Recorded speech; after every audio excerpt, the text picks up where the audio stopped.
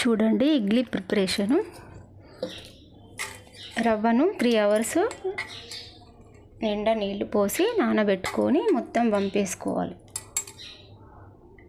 3 hours నానాలి. నానిన తర్వాత ఇలా నీళ్ళని తీసేసుకోవాలి. నిండా అయితే ఫస్ట్ పోసుకోవాలి, మంచిగా నానుతుంది రవ్వ. ఇప్పుడు నేను నీళ్ళు వంపేసుకున్న మినప్పప్పు, దానికి రవ్వకు తగినంత మినప్పప్పు,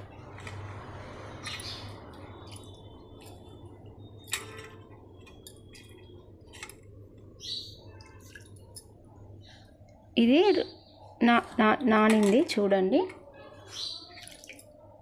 దీన్ని రుబ్బేసుకొని ఇందులో రవ్వలో కలిపేసుకొని 8 అవర్స్ ఫ్రిడ్జ్లో పెట్టొద్దండి. దీన్ని బయటనే 8 అవర్స్ ఉంచేసుకోవాలి.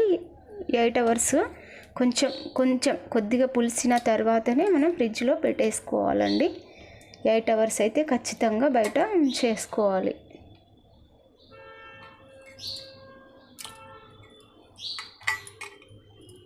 ఇది గ్రైండ్ చేసేసుకొని రెండు కలిపేసుకోవాలి.